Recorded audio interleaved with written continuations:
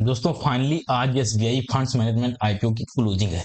आज के इस वीडियो में हम जानेंगे कि इसमें अप्लाई करना है कि नहीं करना है, यदि अप्लाई करना है तो क्यों अप्लाई करना है, साथ ही साथ इसमें अलॉटमेंट के चांसेस क्या बन रहे हैं उसको भी हम एक्सपेक्टेशन के रूप में आपको सब कुछ यहाँ पे हम बता देंगे। पूरा वीडियो देखिएगा, आपको सारी चीजें में जो है पता चल जाएगा, जीएमपी वगैरह क्या है सब कुछ यहाँ पे पता चल जाएगा। सबसे पहले हम बात कर लेते हैं यहाँ पे कंपनी का सेक्टर क्या है, क्योंकि इससे पहले जितना भी डिटेल है आईपीओ का मैंने सब कुछ पहले बता रखा है। यहाँ पे हम कंपनी के डिटेल से शुरू करते हैं कि कंपनी करती क्या है, कंपनी का सेक्टर क्या है। तो कंपनी जो है ये स्टेट बैंक ऑफ इंडिया की क्या है, फंड मैनेजमेंट वाली कंपनी है। ये फंड को मैनेज करती है, ठीक है। ये एएमसी कंपनी है। अभी जो कंपनी है इसका SBI state bank of India और अमुंडी एसेट मैनेजमेंट एक फ्रांस का एक कंपनी है, उसका ज्वाइंट वेंचर है। इसके शेयर होल्डिंग पैटर्न की बात करें तो एसबीआई इस कंपनी में एसबीआई का पोर्शन जो है 61.86% होल्डिंग है, वहीं अमुंडी का 36.33% होल्डिंग है। ये तो बढ़िया चीज है कि एसबीआई का बहुत ज्यादा पोर्शन होल्डिंग है, साथ साथ अमुंडी का है। अमुंडी के आने से ये हो गया कि ग्लोबल ग्लोबल एक्सपोजर जो है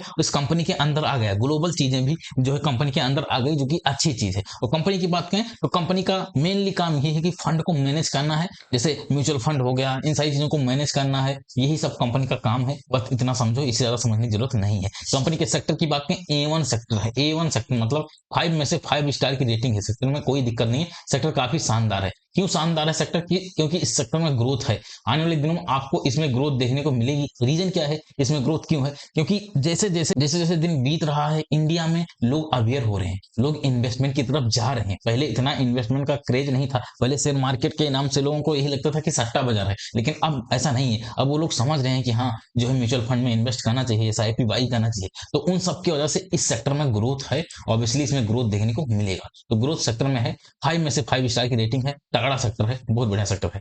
फाइनेंशियल डिटेल की बात करते हैं, अब हम 25 से 26 में मेनली क्या हुआ है उसी पर चर्चा करेंगे। रेवेन्यू की बात करें, 25 से 26 में 17% का रेवेन्यू बढ़ा है, एबिडा 19% के अराउंड से बढ़ा है, पेट 20% के अराउंड से बढ़ा है, सेट यहाँ पे डाउन हुआ है, नेटवर्क डाउन हुआ है, बाकी ईपीएस वगैरह बढ़ा है, आरओई बढ़ा है और रिटर्न ऑन नेटवर्क भी यहाँ पे बढ़ा है। तो सब कुछ यहाँ पे बढ़ता हुआ देखने मिला है। नेटवर्क और सेट यहाँ पे डाउन हुआ है, बाकी सब कुछ यहाँ पे ग्रोथ देखने को मिला है, बढ़िया चीज है, अच्छी बात है। इंडिकेटर देखते हैं, आरओई बहुत ही शानदार है, 43% का है, रिटर्न ऑन नेटवर्क शानदार है, 43% का है, ईपीएस शानदार है, प्रमोटर होल्डिंग भी यहाँ पे ठीक ही है, बढ़िया है। तो बढ़िया यहाँ पे इंडिकेटर भी बता रहा है कि कंपनी कहीं ना कहीं बेहतर परफॉर्मेंस दे रही है, बढ़िया परफॉर्मेंस दे रही है। ऑब्जेक्टिव की बात करें तो ये पूरा का पूरा ओएफएस से ऑफर फॉर सेल है, तो यहाँ पे कोई ऑब्जेक्टिव नहीं है। ये देखो 11,000 करोड़ का आईपीओ था, लेकिन ये घटा के 9795 करोड़ का हो गया है, ठीक है। तो यहाँ पे मैंने अपडेट नहीं किया है, बट आप समझते रहिएगा। पीयर कंपेरिजन की बात करें तो इसमें इस सेक्टर में भाई कम जो है कंपटीशन बहुत ज्यादा है, बहुत सारी कंपनियां लिस्टेड हैं, तो हमको उन सबसे पीयर जो है कंपेरिजन करना पड़ेगा। सबसे पहले हम बात करना पड़ेगा कि जो है सस्ता सबसे कौन मिल रहा है। यहाँ पे सस्ता में देखोगे तो सबसे सस्ता यहाँ पे कौन सा मिल रहा है, यूटीआई एसेट मैनेजमेंट, इसका इसी का जो है 31 का पी चल रहा है, यही सबसे सस्ता है। रिटर्न ऑन नेटवर्क के मामले में देखोगे, रिटर्न ऑन नेटवर्क में सबसे ज्यादा आईसीआईसी एएमसी का देखने मिल रहा है, ये भी नवंबर दिसंबर में लिस्ट हुई है कंपनी, 85% का है। वही हम बात कर लेते हैं नेट एसेट वैल्यू में, तो नेट एसेट वैल्यू में आप देखोगे तो सबसे ज्यादा 350 यूटीआई का देखने को मिल रहा है। ईपीएस की बात करें तो ईपीएस में सबसे ज्यादा यहाँ पे 66.73 या 77 ये दोनों देखने को मिल रहे हैं। तो हम बात कर लेते हैं नंबर 1 पे कौन आएगा, तो नंबर 1 पे यहाँ पे हम रिटर्न ऑन नेटवर्क जिसका सबसे ज्यादा है और पी रीजनेबल है उसी को रखेंगे, तो नंबर 1 पे आईसीआईसी आएगा, क्योंकि इसका रिटर्न ऑन नेटवर्क काफी शानदार है, पी भी ठीक ठाक है, तो इस नंबर 1 पे रहेगा। सेकंड नंबर पे क्या आएगा? सेकंड नंबर पे अपना एसबीआई आ जाएगा। रीजन क्या है? एसबीआई का भी return on network second number पे है, इसके बाद इसी का जो है रिटर्न ऑन नेटवर्क है, और साथ ही साथ इस रिटर्न ऑन नेटवर्क के लेवल में इसका जो है पी बहुत ही रीजनेबल है, पी इसका काफी रीजनेबल यहाँ पे है। ये सबसे सस्ता यूटीआई है, लेकिन इसका आप देखोगे रिटर्न ऑन नेटवर्क काफी कम है, यहाँ पे रिटर्न ऑन नेटवर्क भी ज्यादा है और इसका पी भी कम है, इस वजह से एसबीआई दूसरे नंबर पे रहेगा। हमको यही देखना होता है कि ये जो है अपना आईपीओ कितने नंबर पे आ रहा है, तो अपना आईपीओ सेकंड नंबर पे आ रहा है, बस बहुत बड़ी बात है। एसबीआई जो है सेकंड नंबर पे आ गया, टॉप 3 में कंपनी आना चाहिए, तो यहाँ पे कंपनी टॉप 3 में आ रही है, बहुत ही अच्छी बात है,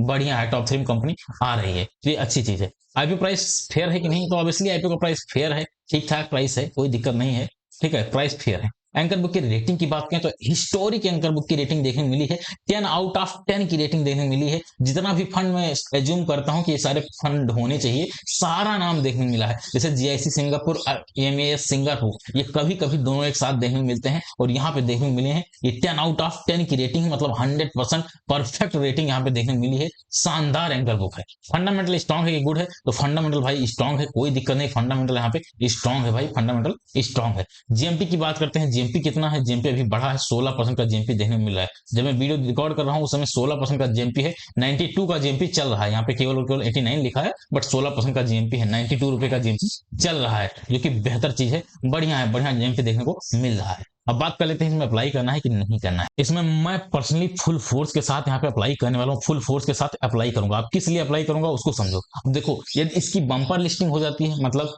40-50% इस तरह की लिस्टिंग हो जाती है, 30-40%, 30% से ऊपर की लिस्टिंग हो जाती है, तो फिर भाई मैं जो है इसमें सेल करके चला जाऊंगा, लिस्टिंग गेन पे सेल करके चला जाऊंगा। लेकिन ये 30% से कम की लिस्टिंग होती है, मान लो 20%, 15% इस तरह की लिस्टिंग होती है भाई, मान लो 15%, मैं एक एग्जाम्पल दे रहा हूँ, 15 से 20% की लिस्टिंग होती है, तब फिर मैं इसमें लॉन्ग टर्म के लिए होल्ड कर लूंगा। इसीलिए मैं कह रहा हूं कि मैं इसमें 100% फुल फोर्स के साथ अप्लाई कर रहा हूं। मैं, मेरे पास जितना एप्लीकेशन हो सकता है उतना एप्लीकेशन लगाऊंगा, जितना भी लॉट मिलेगा सब कुछ देख लिया जाएगा।